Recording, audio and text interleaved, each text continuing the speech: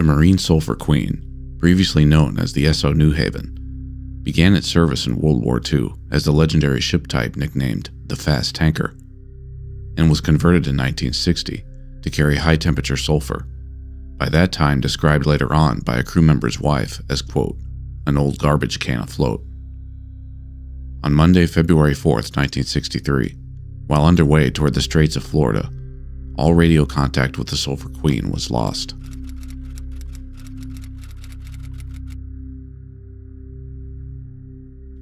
Older, obscure, and occasionally a bit unsettling, the Lost at Sea series will be in addition to the primary Brick Immortar main features, a chance to explore those incidents that might be a bit more scarce on info, but no less important and impactful. Also, each will typically still have a finalized investigative report as its primary source. The primary source for this video is the U.S. Coast Guard Marine Board of Investigation's report published in March of 1964. The Marine Sulphur Queen began its life as the Esso New Haven, one of hundreds in the T2 class of tankers. Those World War II logistical heroes churned out rapidly and pressed into service starting in the early 1940s through till the end of the war.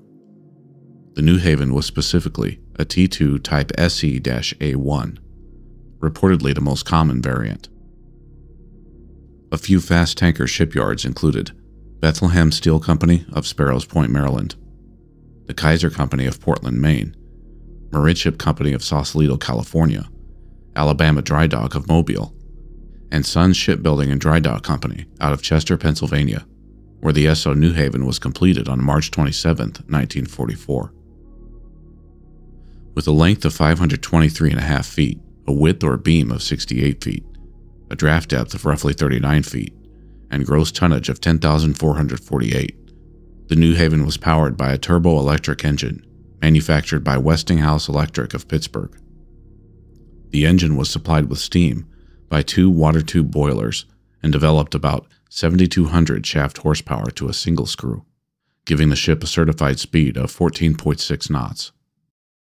But this episode is the first of at least 2 so far in production, where the vessel in question began its life as one of those venerable World War II fast tankers, also known as Navy oilers. The Fast Tanker shirt is the first of many upcoming special edition merch items that are planned to hit our store in the near future. BrickImmortar.com just launched, and your purchases go directly toward keeping this channel afloat. Check out the on-brand apparel, your Safety Matters accessories, prints of my own maritime photos, and much more. And yes, myself and the team have been quality checking each item category personally before making them available for purchase. If you'd like to stay up to date on items added to the store, the occasional channel update, and see examples of my photos, check out the official Instagram at Brick Immortar. In addition to the Patreon, the online store is now another way for you to help this channel be its own sponsor. Links to BrickImmortar.com, Patreon, and Instagram will be in the description and pinned comment. The Esso New Haven's cargo, fuel oil, was carried in 9 sets of tanks. Tank sets 2 through 9 each consisted of 1 main center tank with a capacity of 391,500 gallons and 2 side tanks, 1 port and 1 starboard, with a capacity of 165,000 gallons. They were each roughly 36 feet long and separated by 2 longitudinal bulkheads. Tank number 1 was comprised of side tanks only. These were divided by 1 longitudinal bulkhead about 13 feet long. Various sources listed the total gallonage as over 5.8 million or over 138,000 barrels, and a small dry cargo space of 15,200 cubic feet was located just above the forward deep tank. The Esso New Haven belonged to the T2 tanker class designed to transport oil during World War II. With that certified speed of 14.6 knots, the T2s averaged 15 to 16 knots at sea.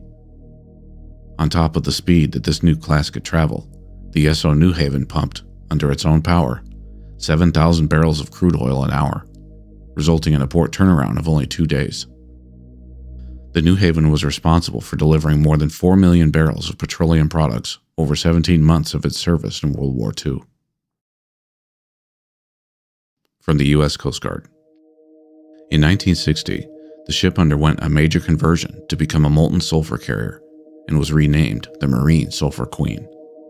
Molten sulfur is a liquid form of sulfur used in petroleum refinement and other forms of manufacturing, like rubber, fertilizer, and detergent. The ship had changed hands from Esso Shipping Company to Marine Sulphur Transport Corporation out of Wilmington, Delaware. This conversion involved removing all transverse bulkheads to make space for a single, enormous tank measuring 306 feet long, 30 feet 6 inches wide, and 33 feet high. Watertight bulkheads, or sulfur-tight in this case, work to divide the vessel into separate sulfur-tight compartments in an effort to avoid additional sulfur leakage or water intrusion to other compartments. These bulkheads are vertical separations that extend transversely or longitudinally, which provide extra structural stability to the vessel. And the difference between transverse and longitudinal bulkheads is the way they are positioned within the ship. Transverse bulkheads run from one side of the ship to the other, port to starboard, whereas longitudinal bulkheads extend fore and aft and divide the vessel along its length, or bow to stern. I tend to remember the difference as longitudinal is the long way, or down the length of the ship. The purpose of the longitudinal bulkheads is to divide the amount of compartments within the vessel even further. The entire cargo compartment was then divided into 4 redesigned tanks by installing new sulfur-tight transverse bulkheads, and each compartment was insulated with 6-inch thick fiberglass on the top and 4 inches thick around the outside. This design allowed for a 3 feet 6-inch gap between the tank bottom and the ship's bottom plating, 2 feet between the tank's sides and the original longitudinal bulkheads, and 3 feet between the tank's top and weather deck. A watertight bulkhead was installed at frame 59, dividing the void into forward and aft compartments. Power ventilation and steam-heated coils were also installed to maintain the temperatures required to keep the sulfur in its molten state, which, according to NOAA.gov, is 251 degrees Fahrenheit, 122 Celsius, lest the molten sulfur re-solidify, making pumping impossible. Compared this to the relatively easier to maintain temperature of the cargo it carried previously. From marineinsight.com. The average temperature maintained for heavy fuel oil bunker tanks is around 104 degrees Fahrenheit, or approximately 40 plus degrees Celsius. Regarding molten sulfur, from NOAA.gov, it, quote, cools rapidly and solidifies if released. On board a vessel like this would then require it be chipped away like breaking ice with a hammer. Each cargo tank had trunk systems with pumps and ventilation. Safety measures included a steam smothering fire extinguishing system in both the cargo tanks and void spaces. Important to keep in mind for later.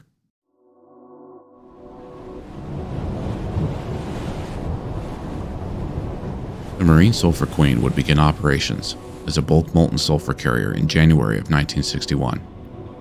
From the Marine Board, on January 28, the Sulphur Queen encountered heavy weather which, quote, damaged the insulation on the cargo piping located on the main deck when seas swept over the bow. As a result of this damage at the Bethlehem Steel Company shipyard in June of '61, all the cargo piping on the main deck was covered with thin aluminum sheets, and a breakwater was installed just forward of the cargo manifold. Also in June of '61, a major sulfur spill occurred in the No. 1 pump house during cargo discharge. The molten sulfur leaked down between the hull and deck, reaching the insulation of the No. 1 tank and the void space below. Crews removed the solidified sulfur and contaminated insulation and replaced it with new insulation. In September of that same year, the ship encountered Hurricane Carla while sailing to Carteret, New Jersey. Damage was sustained to the web frames, as well as several bilge brackets, shell longitudinals, and tanks.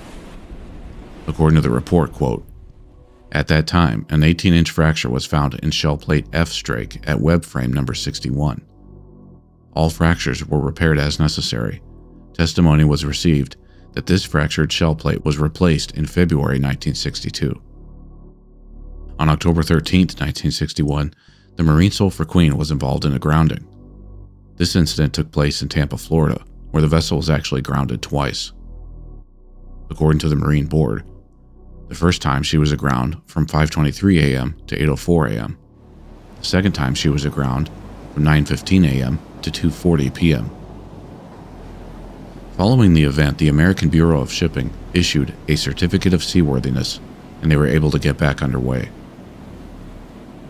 According to the Marine Board, the damage suffered from the grounding consisted of, quote, 3 of 4 blades of the propeller nicked in various amounts, fair water missing, rudder side plating fractured in several locations, and the tail shaft was subjected to shock. These issues were repaired on January 29th of 1962, when the ship was dry docked in Beaumont, Texas. But previously in December of 61, another spill had occurred in the No. 3 pump house while discharging cargo. Similar to the first incident, the sulfur flowed into the insulation of the tanks in the aft void and lower void. In January 62, crews again removed the solidified sulfur and affected insulation and installed new insulation. In addition, also toward the end of 61, a crack was found in the steel plate forming the starboard sump at the aft end of the No. 4 tank. The crack was roughly 12 inches long and 1.5 inches below the tank's bottom. Due to the No. 3 pump house spill just prior, the Marine Board concluded that it was impossible to determine how much sulfur leaked through this crack before its repair during that dry dock period of January 62. From the report, quote, another crack later developed in the same general area as that described above, and this was to be repaired on or about March of 63. The sulfur from this leak accumulated in the ship's bottom and was variously estimated to be in the amount of 20 to 70 tons. The crack was reportedly addressed while loading cargo in February of 63. The report also stated, on numerous occasions while on loaded voyages in a heavy seaway, sulfur would spew out of the forward 6-inch cargo tank vents. The molten sulfur, upon striking the weather deck, would freeze or solidify and accumulate to a depth of a foot or more under the vents. Also, in some instances, the sulfur would build up inside the vents, even though it was fitted with steam-heated coils. Following such a spill, it was necessary to chip the sulfur off the deck and to strike the vents with a hammer to free them of sulfur. Then, shortly after leaving the shipyard, that same month, a small leak, described as a pinhole weep, was discovered in the repair area. Several repair attempts were made, but none were completely successful, and thus, any leaking sulfur had remained within a roughly 3-foot by 8-foot void formed by the tank foundation. Starting in late summer of 62, significant amounts of sulfur leaked from the insulation at the back of the No. 4 tank whenever the ship carried cargo. This leakage was so severe that the crew had to remove solidified sulfur after each trip to prevent it from blocking the bilge suction system, which removes water from the bottom of the hull. Eventually, an estimated 20 to 70 tons of solidified sulfur remained in the void spaces behind the No. 4 tank. The report states that this sulfur originated from either, quote, insulation that was not replaced during the January 62 repairs, or a leak from a flange, a connection point between pipes or other equipment. The captain's repair list from October 62 included 2 key items for the No. 1 cargo tank, quote, replacing the 6-inch stainless steel flexible vent line, and removing roughly 6 tons of sulfur and renewing approximately 750 square feet of sulfur-contaminated insulation in the tank's front void space. Also in October of 62, the ship encountered another hurricane, Hurricane Ella, but was able to escape without any damage. Throughout that same year, the ship had experienced numerous small fires in the sulfur-soaked insulation within the void spaces. These fires typically burned over a small area, only a few square feet, and were easily extinguished using the steam smothering system or water. However, the frequency of these fires increased significantly starting in October of 62. Reportedly, during a late December voyage that same year, fires almost constantly burned in the insulation at the back of the No. 4 tank. Additionally, at least one fire had occurred in the No. 1 tank's void space. According to the Marine Board, quote, there were also 3 minor collisions reported in the ship's logs, none of which resulted in any significant damage. At some point soon after, the crew removed the cowl-type ventilators from the aft pump room. Canvas covers were installed to reduce steam loss from the fire extinguishing system, and ventilation for the void spaces was only used while in port. Back in January of '62, the Coast Guard had inspected the Marine Sulphur Queen during dry dock. A year later, in January of '63, they performed another inspection, certifying the ship's seaworthiness again. Although this time, they did not examine the cargo tanks, the void spaces surrounding the tanks, or the wing tanks, as the ship was scheduled for a more thorough inspection and repairs during a yard period planned for 2 months later in March. The Coast Guard would also mention that the inspections of '62 and '63 were carried out on the basis that the Sulphur Queen was merely a refitted yet still conventional tanker, a crucial factor to keep in mind. Beaumont, Texas, Saturday, February 2, 1963. The Marine Sulphur Queen would depart Port Arthur in Beaumont, Texas, laden with 15,260 tons of molten sulfur. On board were 39 personnel total: the captain, or ship's master, first, second, and third mates, a radio officer, the chief engineer with 4 assistant engineers, the bosun, 7 ABs, and 21 additional crew comprised of deckhands, oilers, OSs, kitchen, and utility crew. The ship's destination was Norfolk, Virginia, with an anticipated arrival of Thursday, February 7th, roughly 5 days transit time. Per protocol, the captain transmitted radio notifications to the Norfolk agent, confirming they'd be adhering to a 48-hour and 24-hour pre-arrival communication schedule. The next day, Sunday, February 3rd, the vessel Texaco, California, arrived at Beaumont, having crossed paths within 40 miles of the Sulphur Queen. The California's logs showing they'd experienced northerly winds varying from 22 to 63 knots, or a 6 to 11 on the Beaufort wind scale. The sea state was reportedly very rough, and, quote, her decks were awash, the Texaco, California referring to their own experience. The weather conditions reported by the U.S. Navy Oceanographic Office along the projected track of the Sulphur Queen from February 3rd through the 4th stated a maximum wave height of 16.5 feet that potentially would have been impacting toward the ship's port side and slightly to stern, or, quote, slightly abaft the port beam, with winds reportedly at 25 knots, gusting up to 46 knots. The Sulphur Queen's coordinates estimated at the time of crossing paths with the Texaco, California, put them at roughly 350 miles southeast of Beaumont, with about 500 miles remaining to the Straits of Florida. However, on February 4th, after no prior messages or indications of distress, at precisely 1:25 a.m. Eastern Standard Time, all radio contact with the Marine Sulphur Queen ceased after a single transmission received by a maritime communications station on shore. The final recorded message placed the vessel's estimated position in the Gulf of Mexico, roughly 310 miles south of Panama City, Florida, 260 miles west of Naples, Florida, and now roughly 270 miles from the Straits. This last known message that, keep in mind, followed zero communication from the ship prior on the current voyage, along with providing coordinates, was also, quote, a personal message from a crew member. And the Coast Guard does not elaborate further on the message contents in their report. Subsequent attempts to establish radio contact later that day proved unsuccessful. By Thursday, February 7th, their scheduled day of arrival in Norfolk, with the Marine Sulphur Queen significantly overdue, a large-scale search effort was initiated.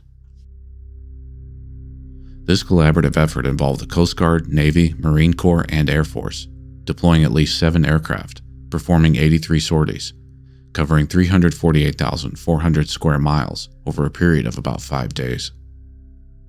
Unfortunately, this initial search yielded no signs of the presumably stricken vessel, with search and rescue efforts being suspended on February 13th.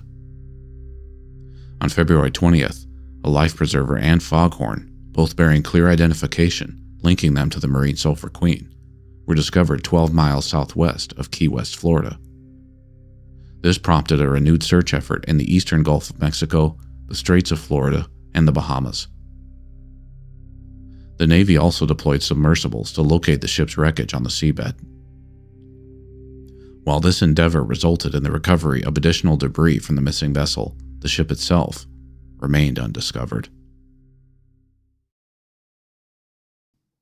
Among this material recovered was, quote, 8 life jackets, 5 life rings, 2 name boards, 1 shirt, 1 piece of an oar, 1 oil can, 1 gas can, 1 cone buoy, and 1 foghorn. And I felt it worth noting that the vessel's last reported position and position of the recovered debris, both of which provided by the authorities, were far outside the so-called Bermuda Triangle. Keep in mind, this report and summary of the collected evidence was publicly available all the way back as early as 1964. Based on the location at the time of transmitting that single final message, along with the location of scattered debris, according to the Coast Guard, quote, the vessel foundered sometime on 4th of February 1963 on the approach to or in the vicinity of the Straits of Florida. There was also a consensus amongst authorities that 2 of the recovered life jackets were likely worn by members of the crew. There was a shirt still tied to a life vest, and several of the jackets had suffered tears, which were indicative of predatory sea life attacks. It should be noted that none of the clothing debris had any trace of sulfur particles or evidence of an explosion or fire. By March 14th, after weeks of exhaustive search efforts both on the surface and underwater, the Marine Sulphur Queen and all 39 souls aboard were presumed lost.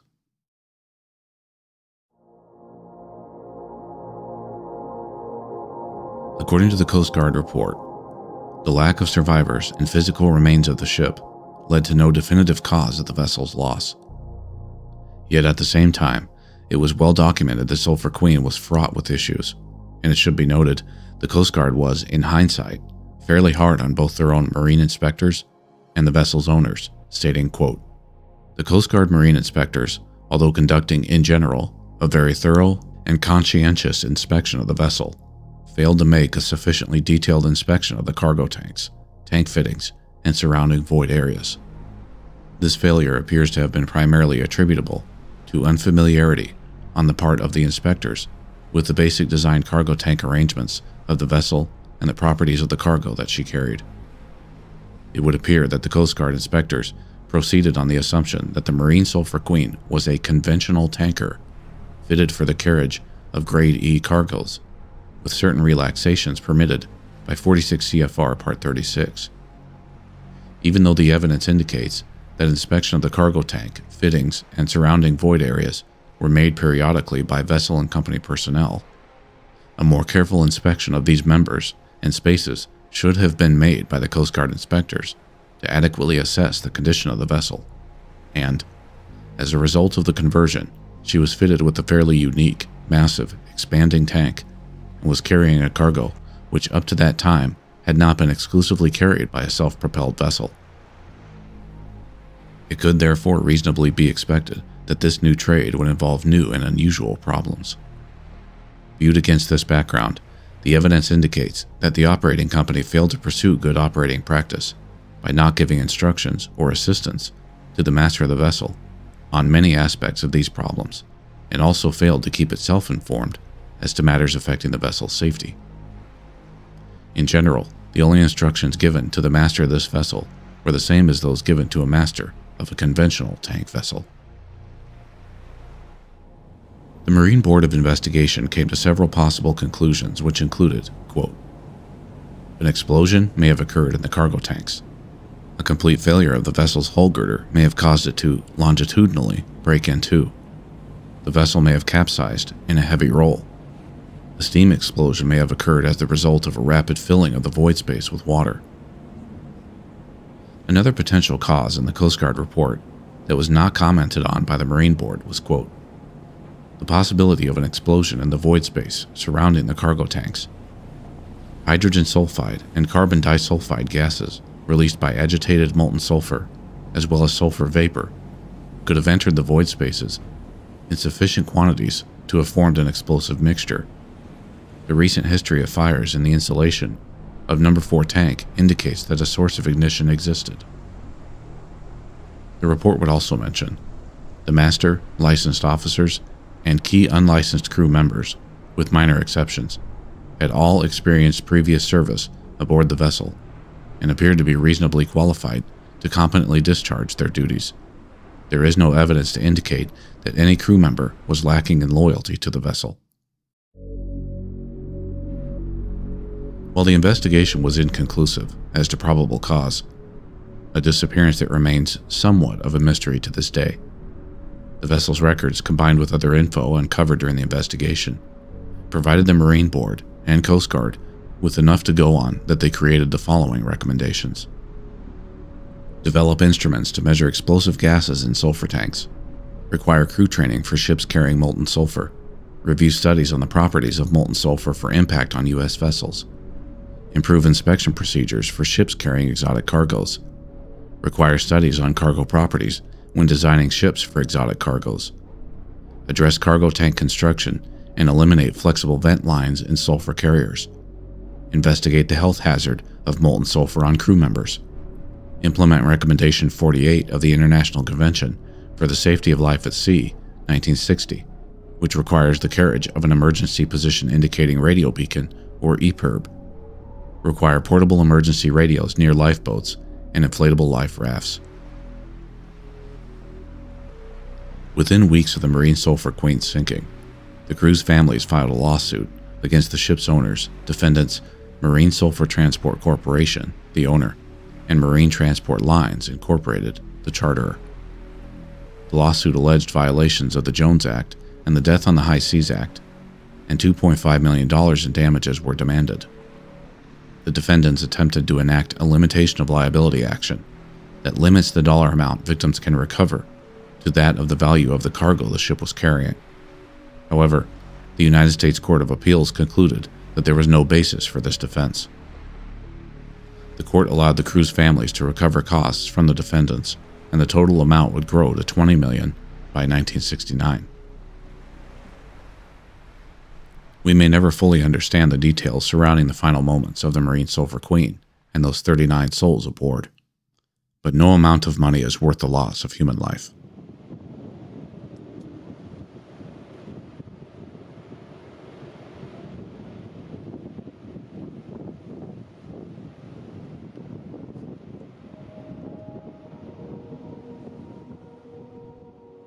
Thanks so much for watching, liking, subscribing. Basically, thanks for being you. It's because of so many wonderful viewers and supporters that this channel can continue without needing sponsors. And with no sponsors and no corporate owners, and yes, there have been offers that I have outright refused. In turn, we can also continue our own independent form of unbiased case studies to ensure these valuable lessons learned are never forgotten. And a special thanks goes out to those top-tier Patreon supporters: Aaron M., ADLR, Alex S., Andrew F., Andrew M., Blessmalls, Bonesaw, Bradley B., Brandon W., Brendan C., Broken Spectrum, Carolyn, Christian T., Colin D., David M., Drew R., Emily, Hayden Taylor, James L., Joshua S., Justin S., Kyle W., Lisa J., Manuel M., Mark W., Maximum Hats, Meg T., Michael M., Nate, Nicholas E., Nick C., Owen W., Paul Rohrbaugh, P. Rush, Paul Z., Peyton, Robert G., Skip N., Steve, Trayson, Uday G., and Virtual Germo. And don't forget, your safety matters.